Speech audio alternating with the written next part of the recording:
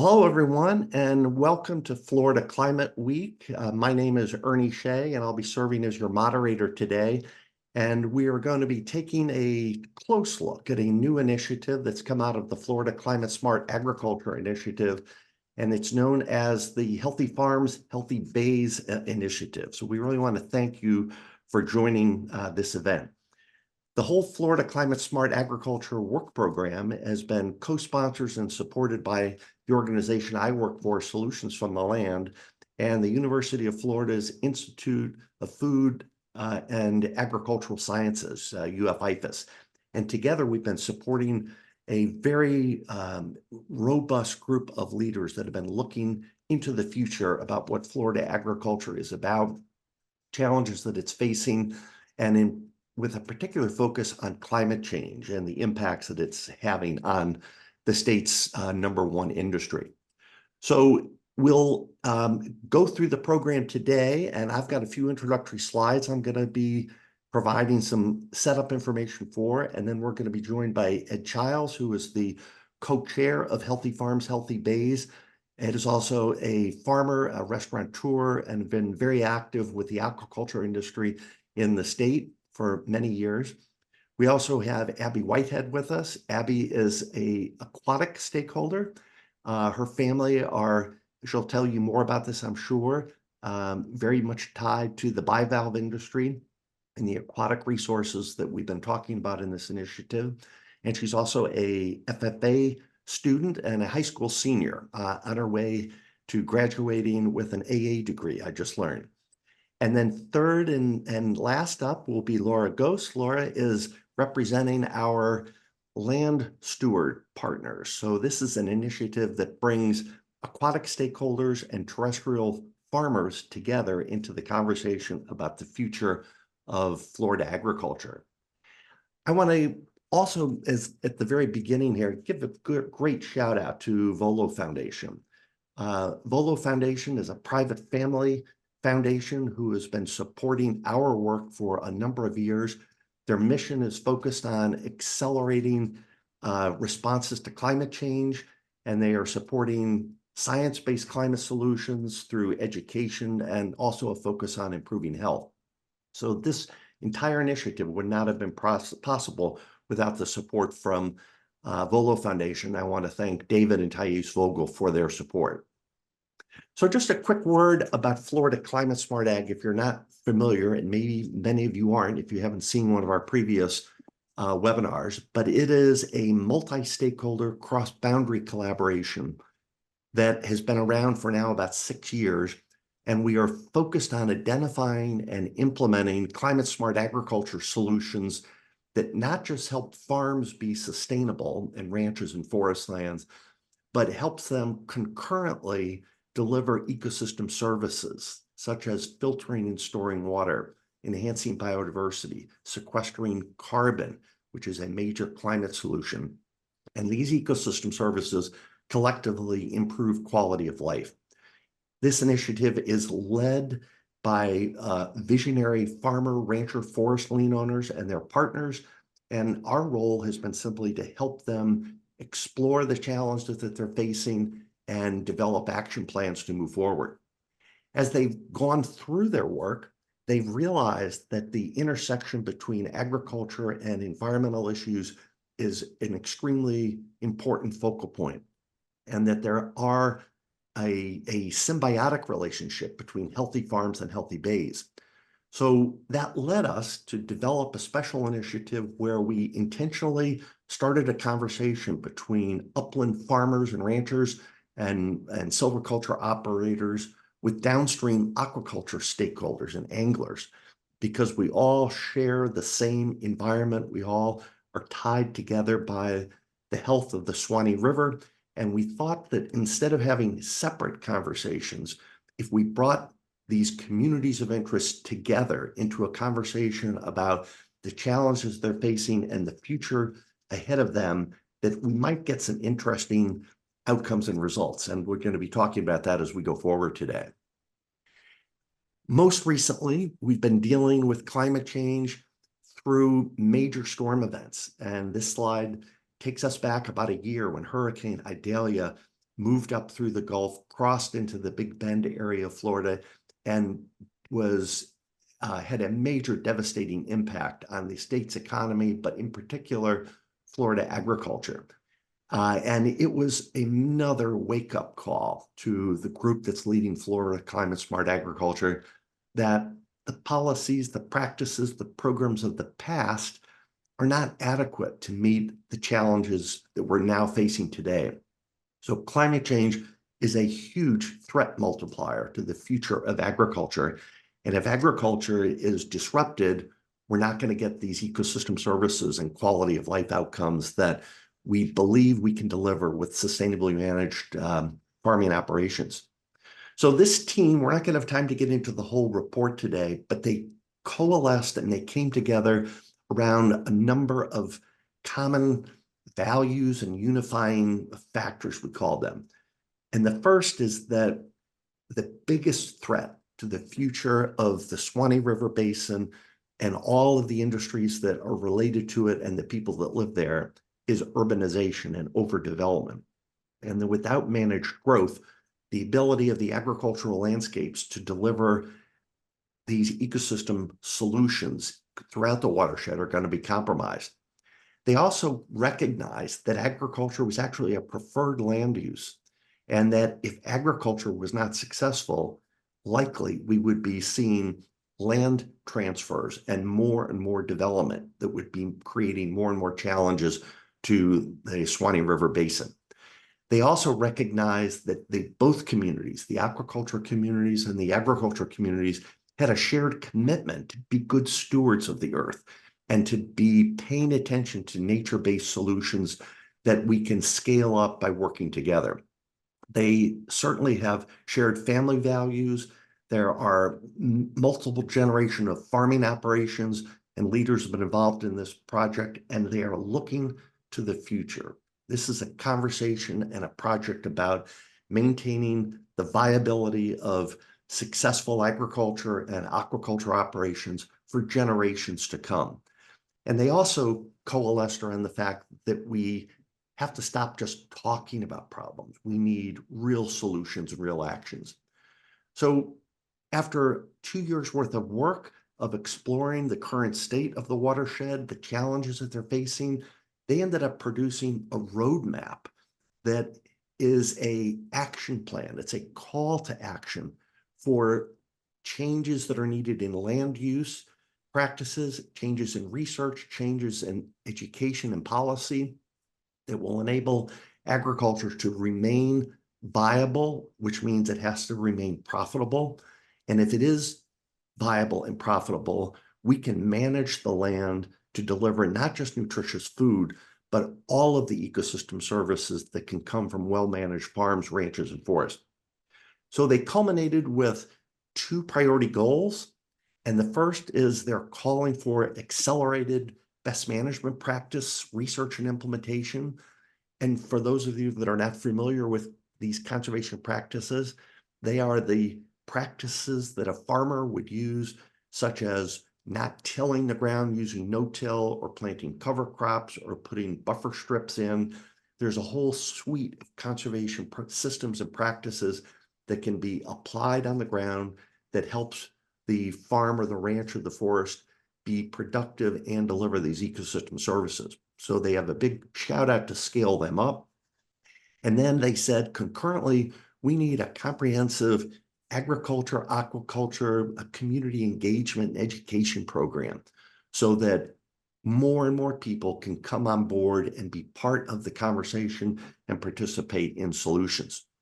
So that is a very fast overview setup for the conversation that we're going to have with Ed and Abby and Laura going forward here. And each of these individuals were on the leadership team that produced this report. And we're so thankful that you have your time available today to be with us, to be part of the conversation for Florida Climate Week. So I'm going to begin just with a high-cut opening question to each of you.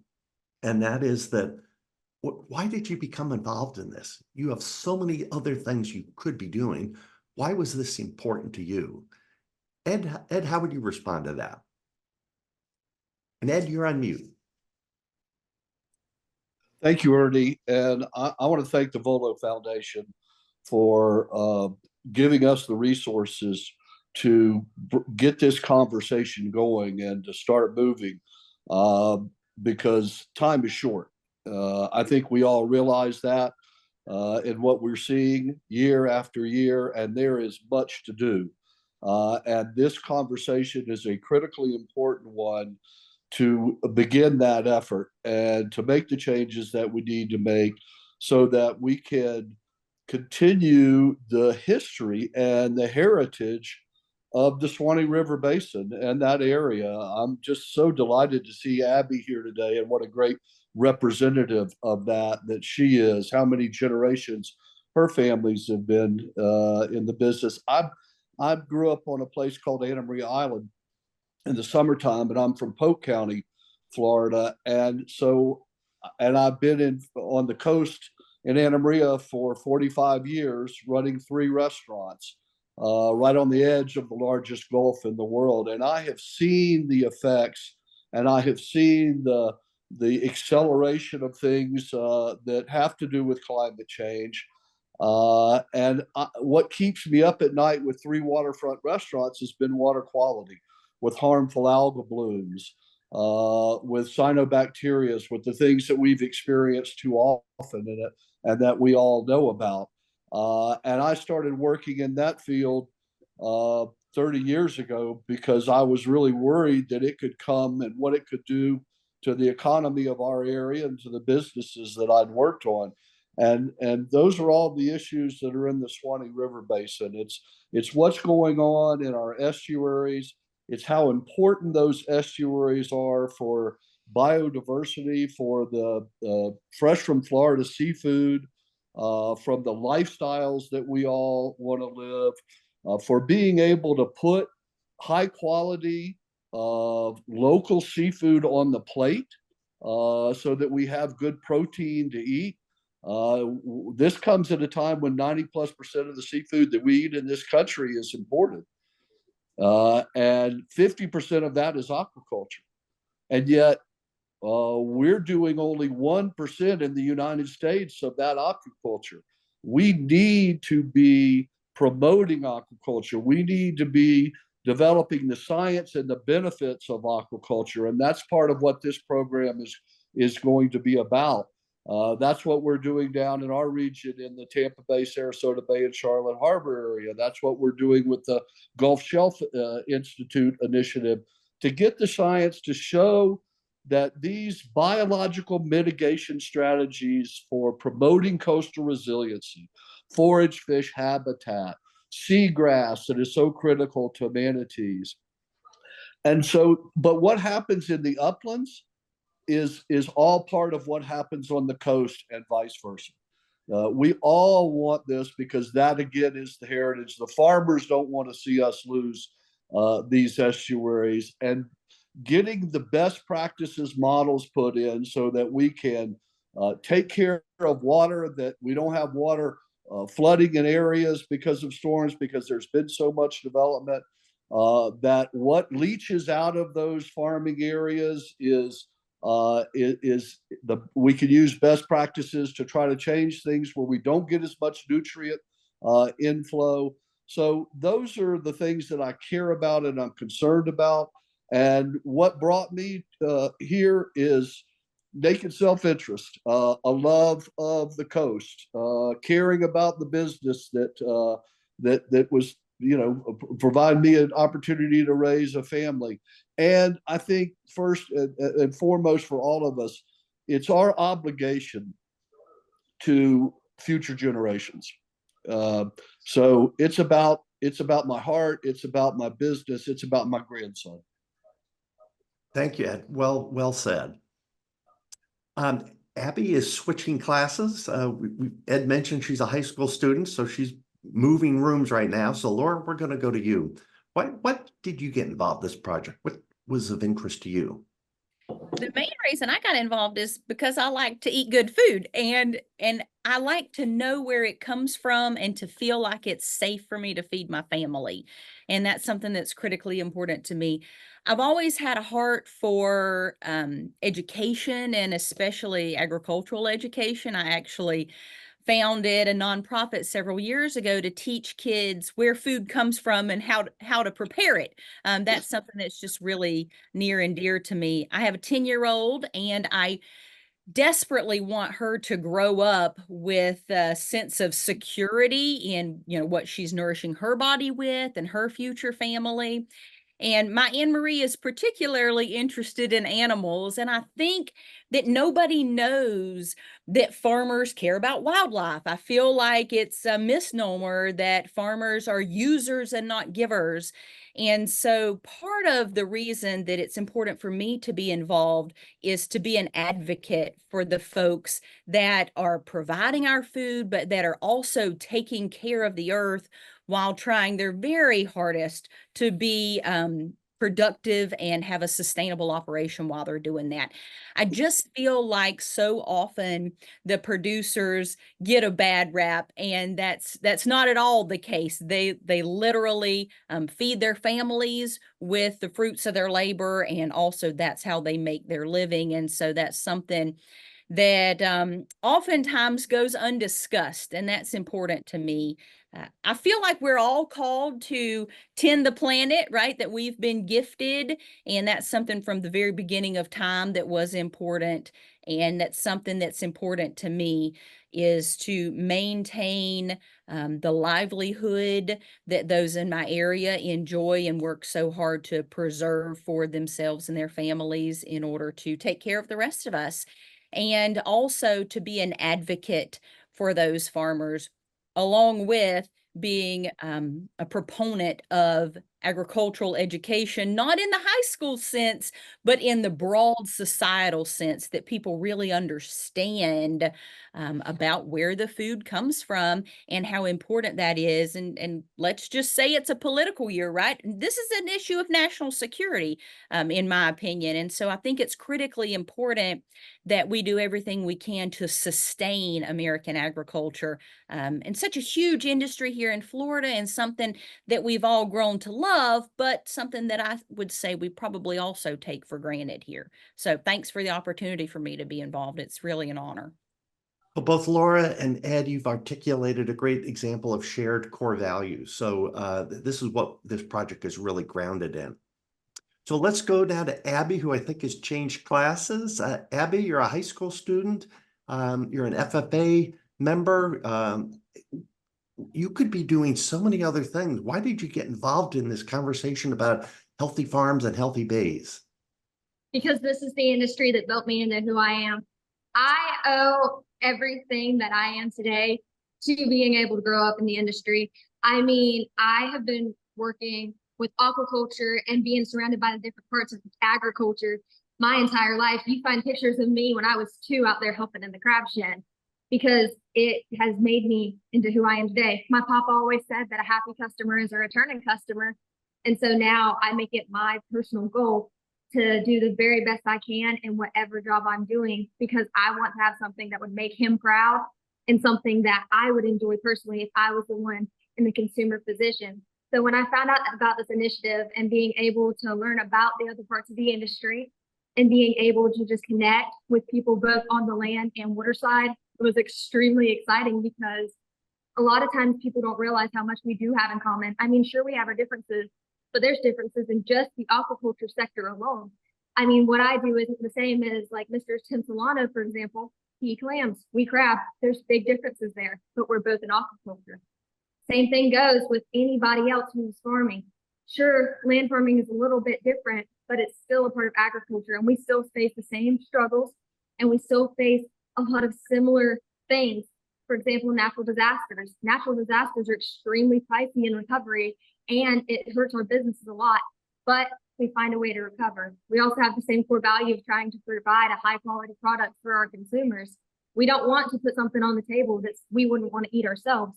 My papa, every time somebody goes over to the crab shed, he has to basically force them to take all the stuff he's given them, because he'll give them anything he has. Him and Mr. Jack Cook work very close. I call Mr. Jack my bonus grandpa because they became best friends and they refuse to pay each other. They just trade back and forth. And so looking at their relationship, they're from different sides of the industry. I realized that anybody in the industry can have that type of relationship. So I hope to bring that into the initiative since that was one of the main goals. I also loved it because I love advocating for the industry. If you haven't noticed, I really like to talk. So I want to be able to use my voice for a purpose. God gave me a gift to be able to public speak, and I want to put it towards something useful. I have so many hours in a day that if I wasn't doing stuff like this, I would just be sitting around. The majority of my generation loves to just sit and type away on their phones. And it's sad because there's so much we could be doing in that time to be productive. I mean, if you look around, the average high schooler only spends 8 days or 8 hours a day at school. What about the rest of their day?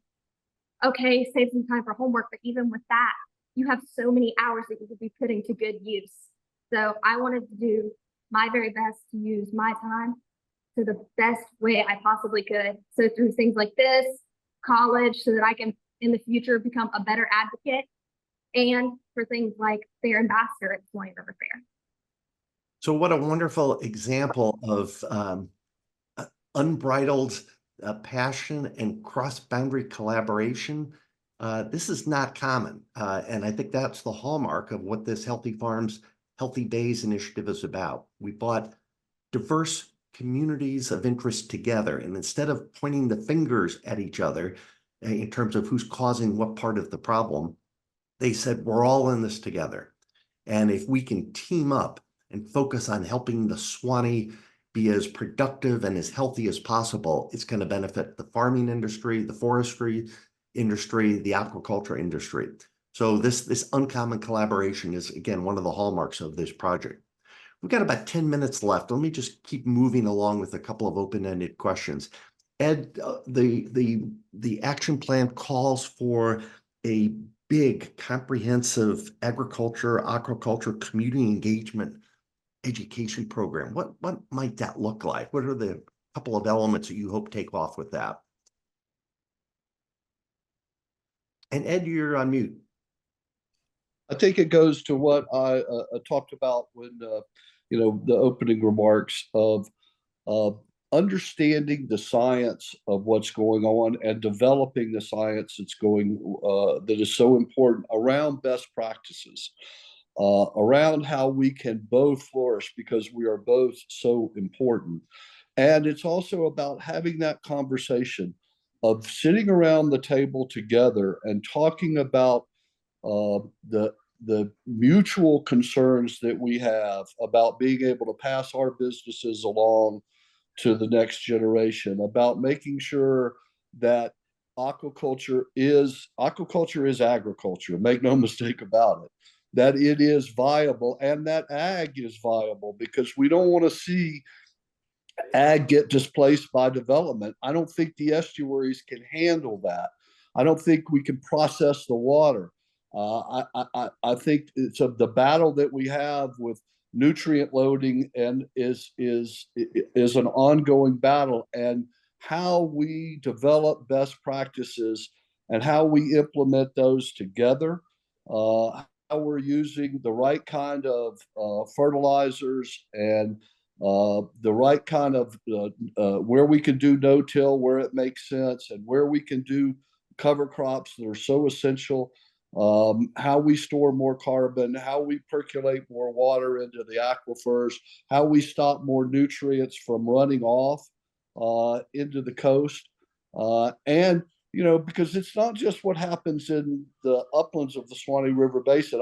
I'm sitting here today in my cabin in Montana, and I'm about 9 miles on the east side of the Continental Divide. And it's everything from there that comes down and runs down into the Mississippi River that we have to deal with, and comes down into the Gulf of Mexico. So those are things that we can't control as well as we control what happens in our own area. And I think it's just critical that we do that. Fertilizer has become a lot more expensive.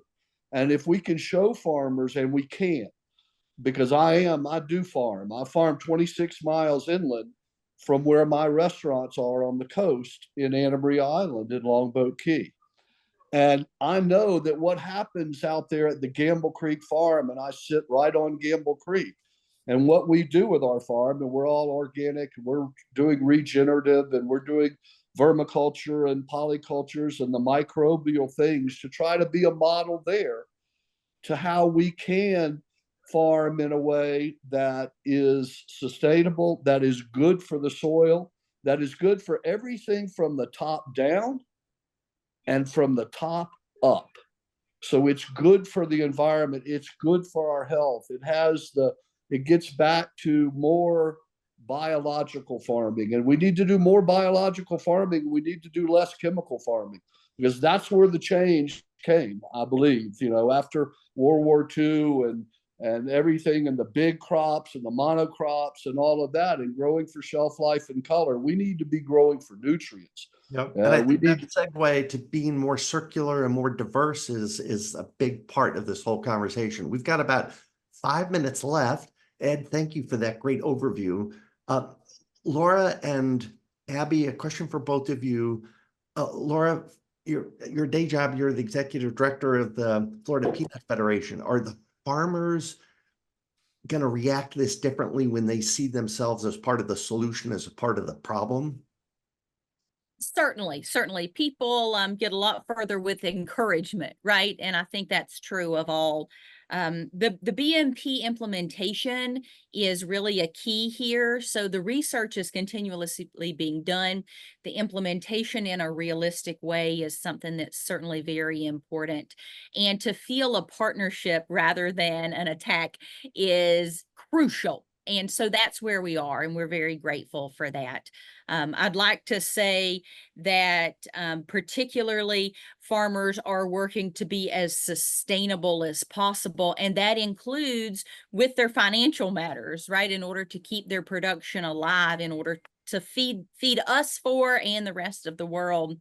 So they're not wasting any money on any of those expensive fertilizers. And every time there's an opportunity to try something new that research has led for benefit to the environment, to the crop, to the sustainability of the production, then they absolutely jump on that straight away. And that's something that we support. All of the farmers that are involved in my organization are very diverse, extraordinarily diverse.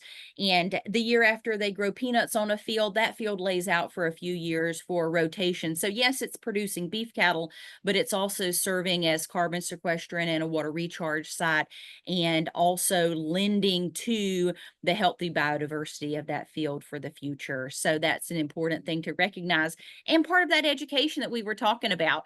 So not only are we educating standard consumers, but also policymakers, because those are some of the most critical folks that we need to reach with our message. Absolutely. And Abby, you've got your whole career and life ahead of you here. How can we take your passion for the future of the watershed, the estuaries, across your colleagues to motivate other young leaders to become involved? Any thoughts there? Absolutely. So like you were saying before, it's sometimes hard to get the youth involved because most of them just want to lay back and relax, and I can't really blame them. But the thing is that if we can make education exciting about the industry, show all of the different parts of the industry, then we can get my generation involved in it and excited.